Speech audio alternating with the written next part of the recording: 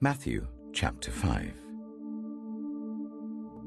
Now when Jesus saw the crowds, he went up on a mountainside and sat down. His disciples came to him, and he began to teach them. He said, "Blessed are the poor in spirit, for theirs is the kingdom of heaven.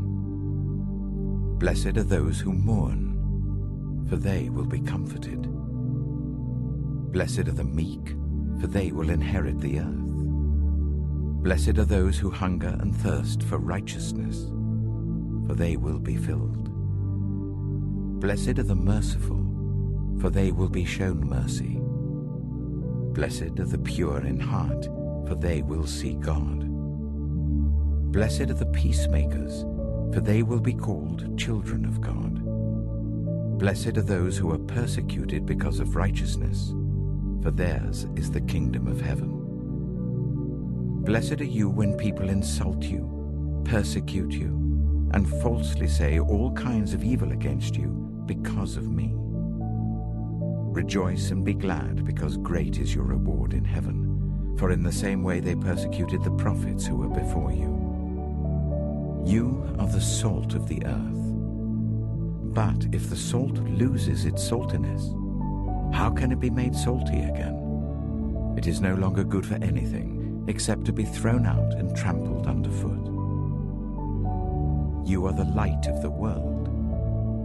A town built on a hill cannot be hidden. Neither do people light a lamp and put it under a bowl. Instead, they put it on its stand, and it gives light to everyone in the house.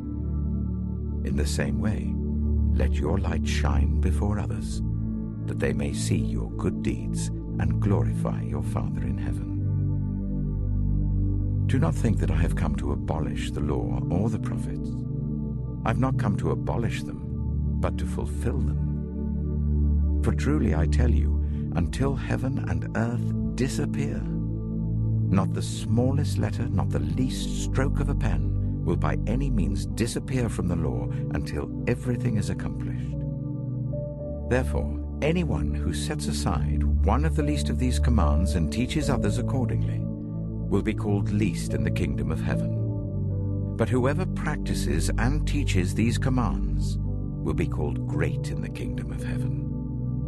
For I tell you that unless your righteousness surpasses that of the Pharisees and the teachers of the law, you will certainly not enter the kingdom of heaven. You have heard that it was said to the people long ago, "You shall not murder, and anyone who murders will be subject to judgment." But I tell you that anyone who is angry with a brother or sister will be subject to judgment. Again, anyone who says to a brother or sister, "Raka," is answerable to the court, and anyone who says, "You fool," will be in danger of the fire of hell. Therefore, if you are offering your gift at the altar and there remember that your brother or sister has something against you, leave your gift there in front of the altar. First, go and be reconciled to them. Then come and offer your gift. Settle matters quickly with your adversary who is taking you to court. Do it while you're still together on the way, or your adversary may hand you over to the judge, and the judge may hand you over to the officer, and you may be thrown into prison. Truly I tell you, you will not get out until you have paid the last penny. You have heard that it was said, "You shall not commit adultery." But I tell you that anyone who looks at a woman lustfully has already committed adultery with her in his heart. If your right eye causes you to stumble, gouge it out and throw it away. It is better for you to lose one part of your body than for your whole body to be thrown into hell. And if your right hand causes you to stumble, cut it off and throw it away. It is better for you to lose one part of your body than for your whole body to go into hell. It has been said, anyone who divorces his wife must give her a certificate of divorce. But I tell you that anyone who divorces his wife except for sexual immorality makes her the victim of adultery, and anyone who marries a divorced woman commits adultery. Again, You have heard that it was said to the people long ago, "Do not break your oath, but fulfill to the Lord the oaths you have made."